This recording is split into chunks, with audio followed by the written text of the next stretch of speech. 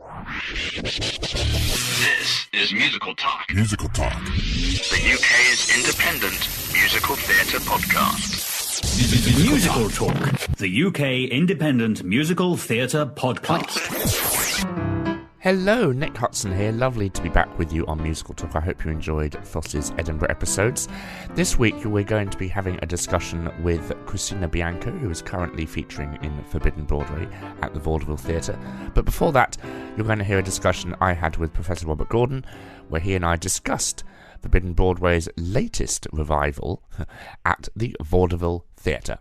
I'm here with Professor Robert Gordon, and once again we're going to be discussing Forbidden Broadway. You'll forgive my voice, I'm getting a cold coming on, Robert. But Jonathan Cohen and I went to see it at the Menier, and it was absolutely brilliant. You can listen to our review of that a couple of episodes back. But then it was announced that it was moving to the Vaudeville Theatre on the Strand with Christina Bianco. So that got my interest piqued a bit more, because I'm a big fan of her. Robert, I've introduced her slightly to you, hadn't I? But you weren't that aware of her immense ability.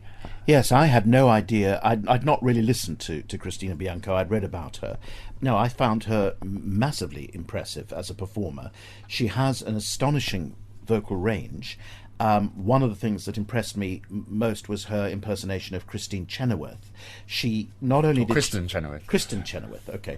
Not only did she manage to do what is probably easier, a sort of a caricature of her little girl voice, the thing that she uses for Galinda in Wicked, but she actually did. There's a parody of a very famous song with a coloratura range. From Leonard Bernstein's Candide, and it was changed from Glitter and Be Gay to Glitter and Be Glib, and she sang the coloratura almost as well, I think you could say, as well as Kristen Chenoweth did, and Kristen Chenoweth has an extraordinary operatic voice. So does Christine Bianco. Yes, or Christina Bianco even. Okay, Christina Bianco. Yes, you'll be hearing from Christina Bianco later on in this discussion, where she does talk about how that song came to be in this production of Forbidden Broadway.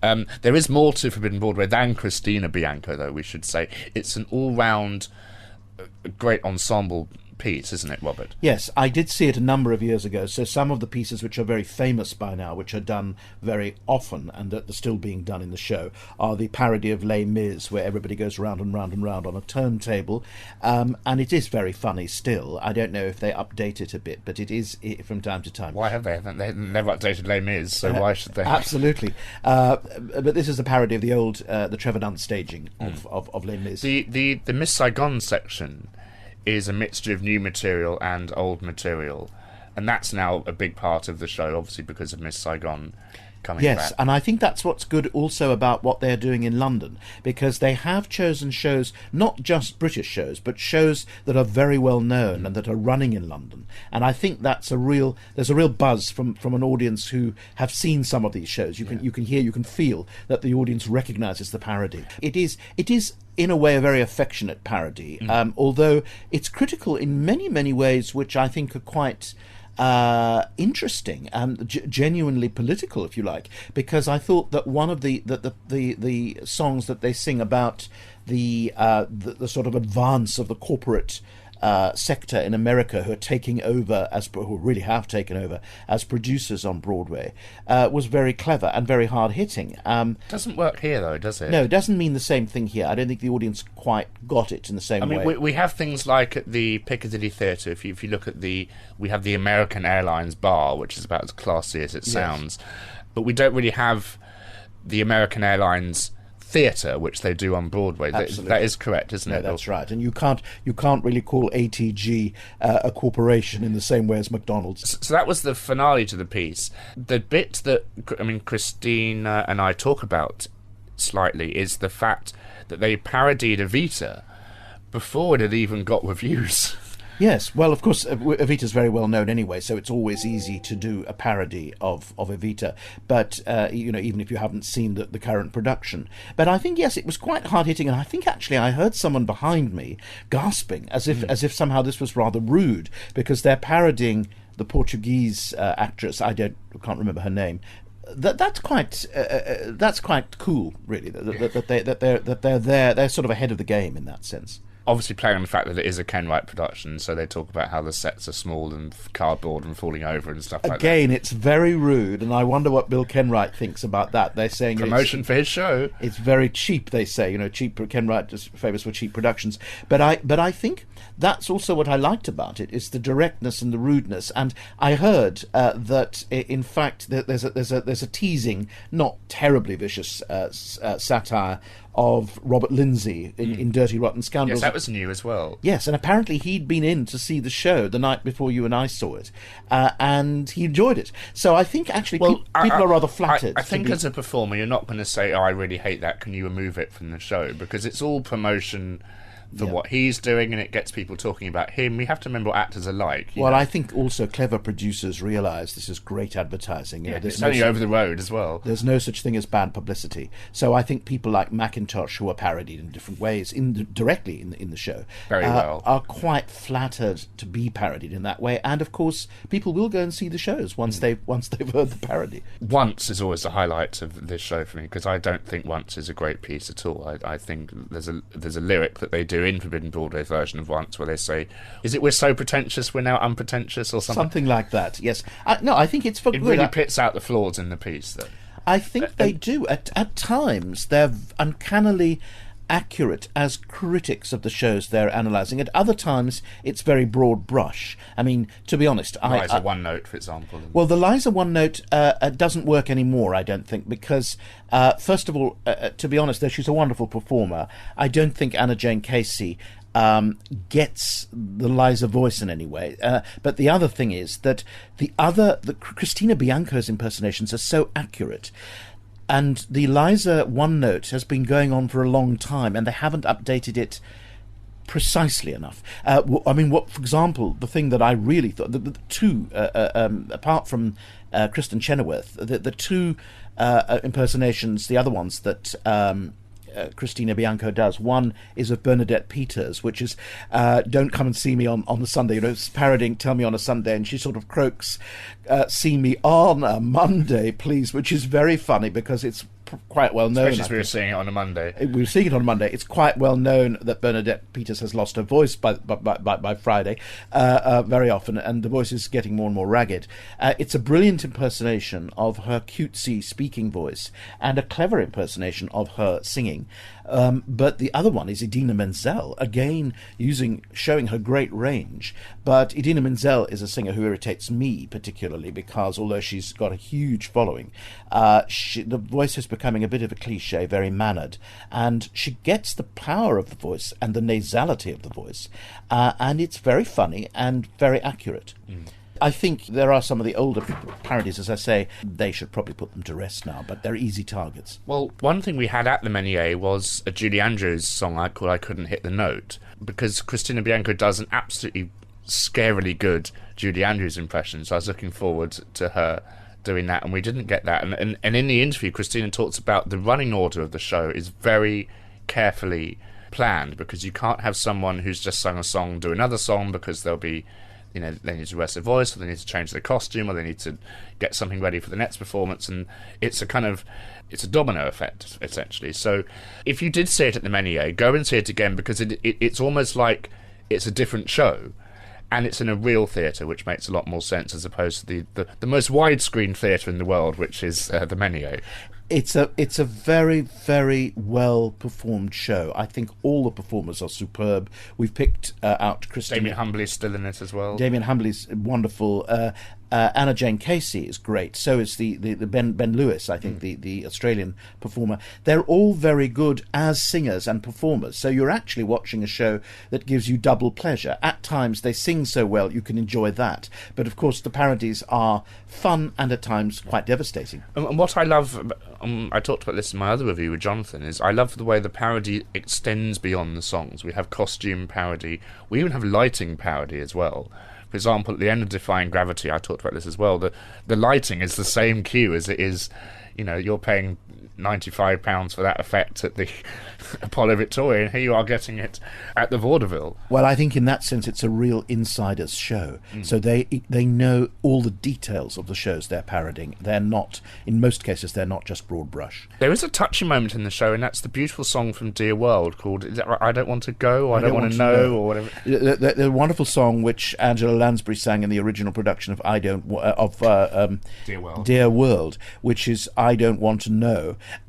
She comes on as Angela Lansbury in the current incarnation as in Blithe Spirit as Madame Arcati, and she sings, if the prices are so bad and if the prices are so high and the singers are so bad, then I don't want to go. My favourite lyric is Plato isn't writing the... if Plato isn't philosophizing, I don't want to go, or something. Yes, it's our age. Yes, it's quite clever.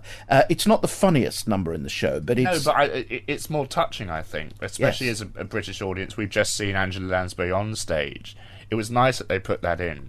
Well, they're saying something about how Broadway has changed since Lansbury became a star. It's actually more commercialised, that the rise of the global corporations are making more anodyne, more shows which are more anodyne and shows which are loud, not witty and not particularized and not emotionally as detailed as the shows used to be. We see that in most of the numbers where we're given parodies of people really belting out high, long notes, power ballads, which is very different from the kind of show you would have seen in the 60s, which was much more jazzy and witty.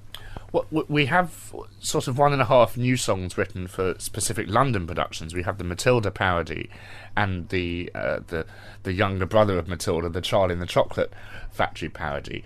What did you think of those, Robert? I thought they were brilliant. I don't want to give away the joke in the Matilda parody, but it's very, very funny, very wicked, and in a sense, probably quite true. It's a protest against the exploitation of child performers. And the Charlie and Chocolate Factory parody, that when you hear that joke that comes so seamlessly out of the song, it's so clever, isn't it? Yes, definitely. I mean, they've really listened, and they've really, they know Broadway, and they know what's impressive is they've got to know the West End too. What I do like about the show is that, as I said, they haven't just said move it into the vaudeville, and they've written stuff for it, they've cut stuff out, they've switched things around. When I saw it at the Menier, this shows how quick changes are. We had a Pajama Game parody, yes, which now isn't in it because the Pajama Game is now dead and gone. Yes, I mean the other thing to say is that the pianist is absolutely brilliant. Yes, at the Menier we had the show's current MD Joel Fram, and at the vaudeville, the night we saw it, I don't know if they alternate, but we had the very, very talented Andy Massey. Now, Andy Massey is one of the greatest pianists in the country for theatre.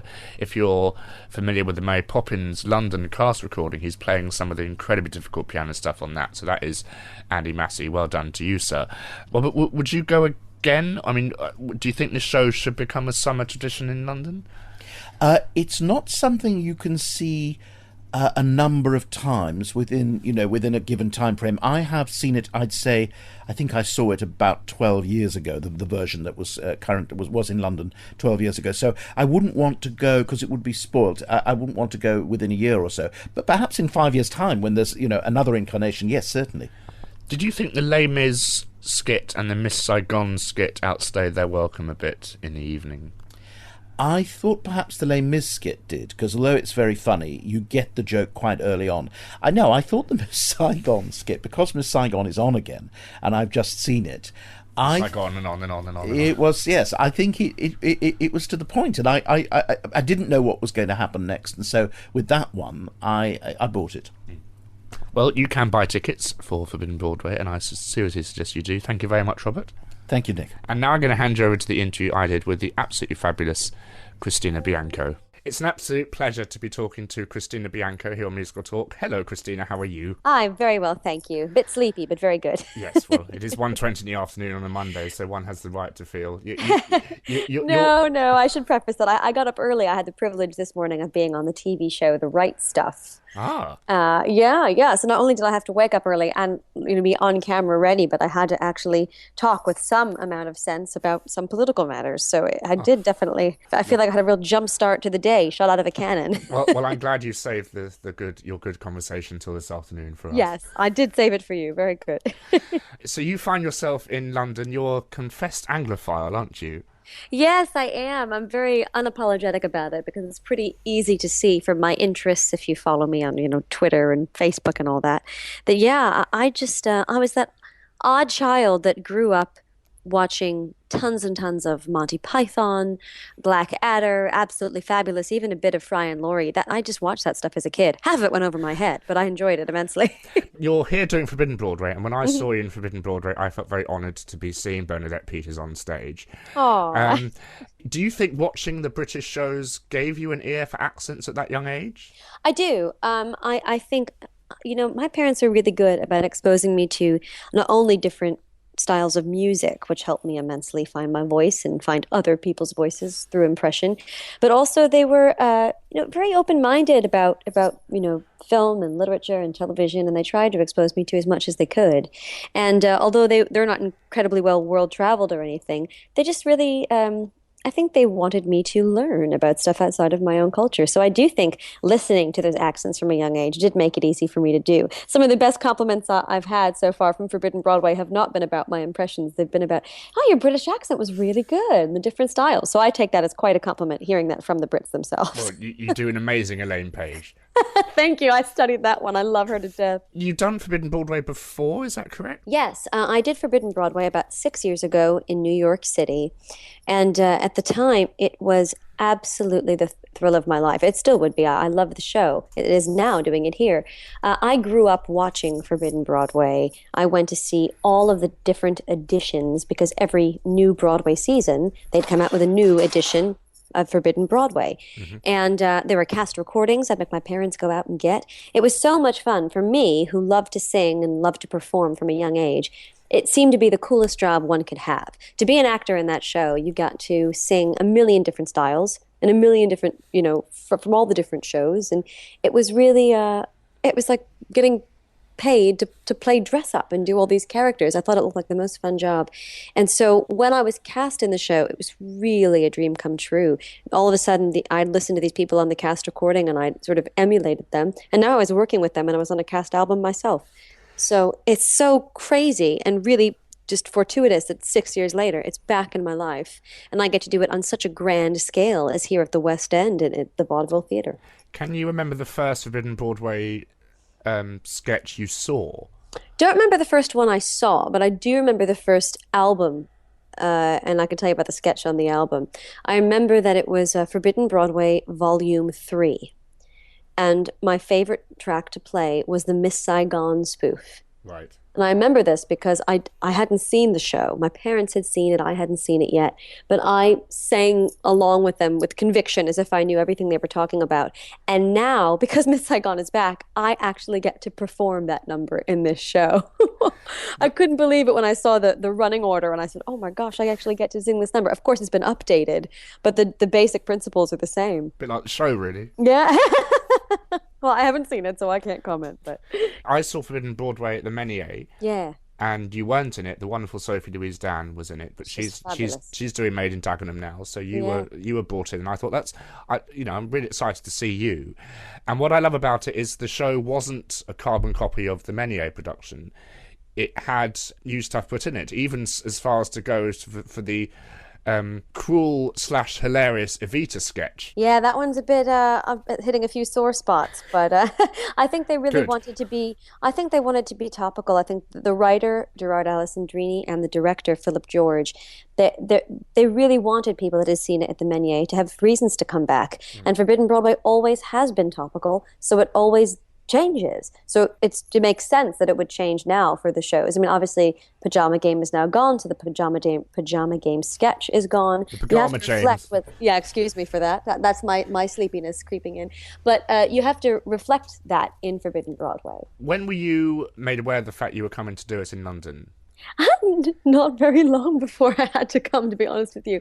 I thought it was a bit too good to be true. I was approached by David Babani, who had, seen my work and, obviously knew that I did Forbidden Broadway in New York.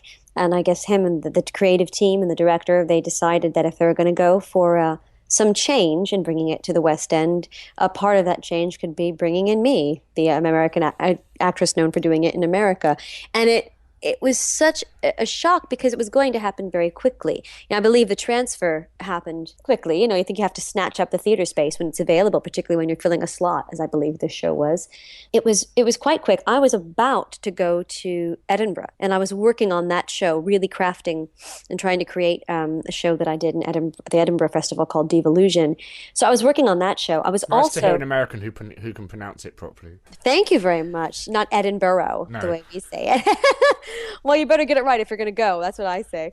But many Americans wouldn't. Oh, see, thank you. I appreciate that. And so when I went to Edinburgh, I thought I would be working, once my show was up there, working on the show that I was going to do at the Hippodrome in September, my solo shows. But instead of all that, I found myself frantically trying to memorize and learn Forbidden Broadway. So it was very fast and furious, but I'm pretty good under pressure. And I was very excited and very eager, so that certainly makes it easier to learn when you're excited. And so in my downtime, I really didn't get to explore the city as much as I wanted to. I was sort of stuck in my apartment learning lyrics. A lot of the music, of course, the melodies to the songs from Forbidden Broadway, so that's certainly a bonus. But, Forbidden Broadway is one of those shows where very often you might have to switch numbers with the other actress in the show because of costume changes. There are only 4 people in the cast. So if you end one number, you really can't begin the next one. And the order of the sketches in Forbidden Broadway is so important for the pacing and timing of the show and the ebb and flow. So it just so happened that almost all the numbers I'd done in New York, Anna Jane Casey was already doing here. So I really did have to learn things anew, have a fresh start on the show, which was really exciting, but definitely a little nerve-wracking because it all happened so quickly. I felt completely honoured to witness your glitter and be glib performance. To sing that song as the character from Candide is impressive, but to do it as Kristin Chenoweth doing it as the character, and it's not the easiest song in the world. You're hitting some notes I've never heard of, probably. Thank you. It's I have to say, it's my favorite thing to do in the show, and I didn't expect to get to do it here. Although Kristin Chenoweth is still popular, not to be use a cutesy there phrase. with Wicked. Yeah, I didn't really mean to do that, but there you go. Although she's definitely more well known in the U.S. than she is here, but I think it helps. She just performed at Royal Albert Hall, and again, you do want to put things in Forbidden Broadway that are for everyone. So that means putting in, obviously, the numbers that spoof Lion King and Wicked and Les Mis and Phantom, numbers that everybody knows because everybody's seen those shows, or at least seen footage and clips or heard music. And then there are the things for the more theater insiders. So maybe not everybody in the audience knows exactly who Kristin Chenoweth is. Maybe they know of her and they know her voice, her squeaky little voice, but maybe they don't know about her and her career. So again, you just have to hope that the audience is appreciating some part of the performance, and I'm very grateful they did. We tried it in the previews, and I was very ready for the number to be cut from the show if it didn't work. You have to be prepared for that. I can't be a diva about it. I have to do what's best for the show. As fun as that number is, I don't want to do it to a bunch of people. You can't be too like Kristin Chenoweth. Yeah, I don't. No. I don't want to do it to an audience full of people with their arms crossed, looking confused. So I'm so glad it's gone over well, and because that number in particular was written for me for the New York production, to get to do it here, looking up at not one but 2 balconies at a theater in the West End, that moment is very special to me every evening. I think the theatre-going crowd do go to Forbidden Broadway because, you'll forgive me, it's a wonderful show, but it's not really something that tourists off the street will come and go to. Well, they do. It's just not as many as the knowledgeable theater goer. And I really do like to say that, tourists do come. That's the reason the show has lasted 28, 30 years in New York. And it has always played smaller venues, but it's really lasted. And it can't do that alone on the theater insiders. It has to attract the attention of some of the theater goers, the tourists who come, and every time they come to town, be it London or New York, they come to see the theater and they see the musicals. So those people will get much of the show. They might take away something different than the quote unquote theater insiders. But it does really appeal to a wide group of people, which is why it's fun to do. And it certainly makes every performance difference, because there are certain bits that get huge laughs one night that don't the next, just because of the make of the audience. So it's fun. And did you have any input into the running order, or was it just thrust upon you and you were told learn this and see you in a few weeks? Yeah, no, that is true. I don't have any input. It is absolutely the creative team. It's the writer and the director. But the nice thing is because the show is for people, it's so intimate, it's so close. Particularly the director, Philip George, he's very good. Once the writer's given him the material and he's sort of proposed an order, then it's up to the director to sort of figure out what actually plays in front of the live audience and what can the actors do, how is it balanced. And it's their job, the creative team's job, to make sure that the show showcases all of us equally. So it's not, the Christina show or the Anna Jane Casey show. You really have to balance the numbers out well, so not only the audience can appreciate it and have a nice ebb and flow, but so that we as performers can deal with it and handle it regarding stamina and vocal ability, because we all get to sing these incredible diva songs and male as well, these incredible songs that are sort of very often the 11 o'clock number of a show. So essentially we have, 20 11 o'clock numbers in a row in our show. So yes. It's tough. So they really brilliantly put together an order, but it does often change once it's on its feet. You see what's feasible and what's not. And you mentioned it is a team effort. And what I did like about the show is that and you'll forgive me for saying this again, there wasn't the kind of, and here's Christina Bianco doing her 27 impressions in one song moment, which I thought we were going to have. Yeah, no, that would have been inappropriate. That's something that Christina Bianco does as a solo performer. That's not something that Christina Cast and Forbidden Broadway would do. And so, no, they're very good about that. I mean, it's nice for me, because now that most of the world think I'm so famous. I'm not, but I'm recognized by people now because of the worldwide YouTube sort of fame I've had now on the internet. Those people know me for just being on a stage as myself, doing impressions or maybe ending a song on my own voice, but they know me as that. And I am an actress, and I am a performer that's done this for many years, and I went to school for it. It's a nice natural progression to have me in a show where I do get to do a few impressions, but I'm also being a singer and an actress, just flat out. And that's what's nice, is that it gives the people that may know Internet Christina a chance to see that and then more. But for me, I would have been very reluctant if they'd even suggested a number like that to put it in the show, because it's not appropriate unless it's fitting to the Broadway or West End shows that are up there. Doesn't make sense to be in the show. When I do my live performances and my solo shows, like I just did at the Hippodrome a few weeks ago, I always make sure to split the show 50-50 between my own voice and impressions. It's evenly distributed throughout the show. It's not like I do the first act as me and second act in impressions, but it's really nice, and the audience does not mind. The audience likes it. They more than don't mind. They appreciate it because it makes the show well-rounded. For me, if I just did impressions, it sort of can lose you can lose interest. It can be quite dull. It becomes expected. But if I do something in my own voice in between, they're reminded of what I sound like, and then hearing the impression actually becomes that much more impressive. Yeah. And it adds some variety to the show. When was the moment you realized you could do these tricks? Was it something you wanted to do, or was it something someone told you could do? No, it was my parents tell me that I did voices, quote unquote, from a very young age. I did it without realizing it. I would sing along to recordings and just inadvertently mimic what I'd heard, sort of like listening to the music and singing along like a parakeet, just picking up on the sounds. My mom would say to me, Christina, sing it like yourself. Don't sing it like the recording.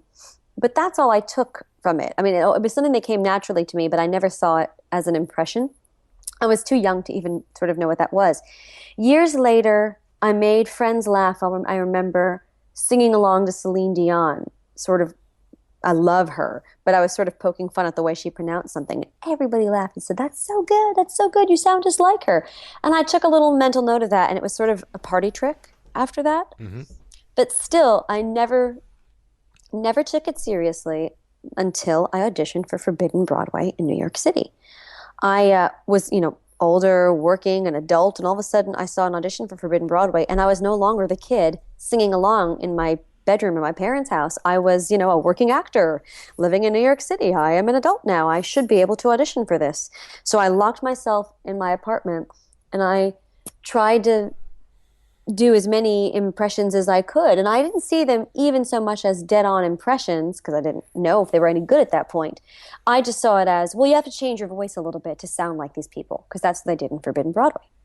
So I remember I tried to do Bernadette Peters, who is one of my all-time favorites. Really, I looked up to her so much, and I still do as a musical theater performer. And I called my mom, and I said, Mom, who does this sound like? And I started singing Bernadette Peters singing Joanna from Sweeney Todd off the first Sondheim album. That's what I chose to use in the audition. And my mom was like, oh my God, you sound like Bernadette Peters. I can't believe that. How'd you do that? I didn't know you could do this. So it gave me a little confidence that I wouldn't embarrass myself completely at the audition. But when I got the job, and then I was actually, performing, suddenly thrust onto the live stage, performing my impressions in front of an audience.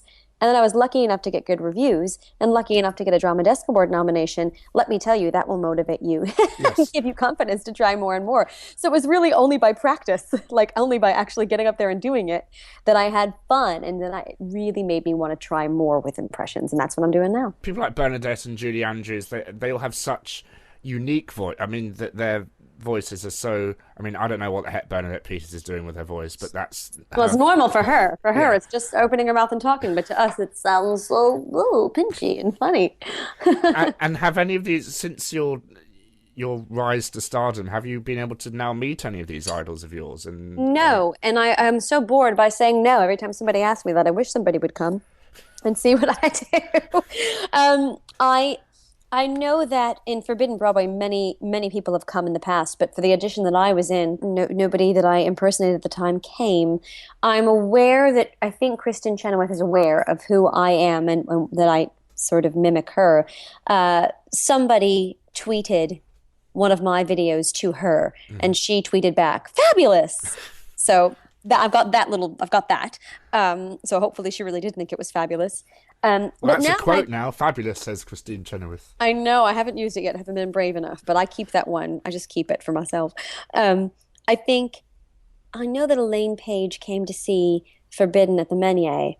So I don't know if she'll come back and see this one, but I hope she does, because I really love her. She's another one, like Kristin Chenoweth and myself, a 4'11" actress. And I've always just sort of been so proud to be a part of what I call the 411 Club, with all these little ladies with big voices. And I think it's very important for particularly a petite actress like me. Very often it's very, very, very hard for me to even get seen for work because of my height. So I always look up to these women who have triumphed.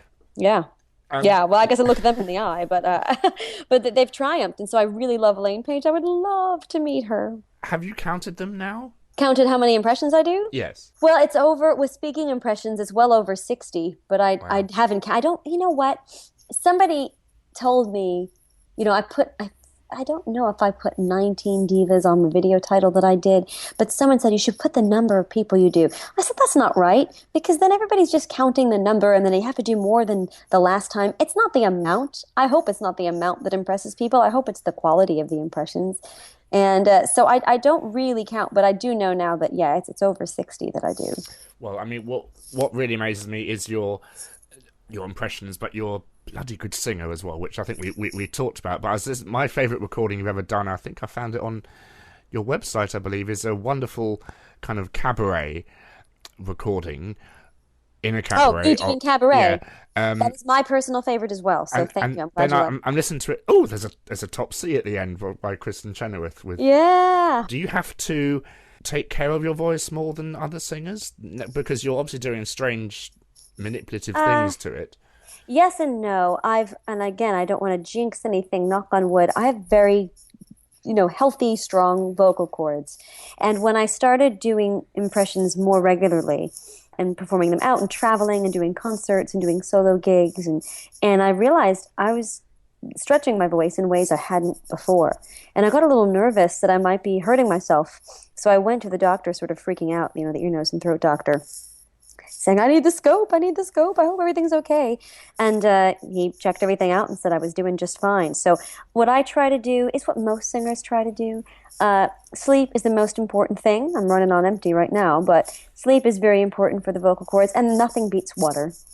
You know, I'm not afraid to have a drink if I want one after a show. I'm not afraid to walk around. You want somebody with a scarf draped around my neck or anything like that. But I think it's theatrical. I think it's common sense. I find the hardest thing is being in noisy restaurants or bars trying to have a conversation. That's way more damaging to me. Yeah. To your voice, and very hard on the voice. Like right now, I'm noticing that I'm a little hoarse. And I think it's because I didn't sleep very well and I spent the morning talking. Oh, your voice, sorry. So, yeah, so after I, stop talking to you, I will probably have a nice throat coat tea. I get this tea called throat coat that I really like. And I'll have a lot of water. And I'll probably do a longer warm-up today. It's just little things, well, you hopefully know your own voice quite well, so I just try to listen to it and not abuse it. Now I feel bad. No, please, it was not meant to make you feel bad. You're here doing Forbidden Broadway until when? November 22nd. That's a healthy run. And do you have plans for any other upcoming? I mean, you mentioned the Hippodrome. You were here. Yeah, I played the 5th, 6th, and 7th at the Hippodrome of September. I already did it. Yeah. And are you planning any more shows for there? We're working on it. I was so lucky. Once again, I've come to London and the fans have been so great. I sold out all my shows again, and there were a lot of people that didn't get a chance to see it. And I unveiled a brand new show, and it went over very well, and I'm very proud of it. So I'm looking to book more dates of the show. When is yet to be determined, but I do believe I'll be back in London with that show. I called it Christina Bianco Party of One. So keep an eye out for that. I'll certainly post about it on my website. Lovely, very much. And where can people go to find out more information about you, Christina? ChristinaBianco.com. Nice and easy. Of course it would be. Thank you very much, Christina. Thank you. What are you telling me? No, I can't stand it!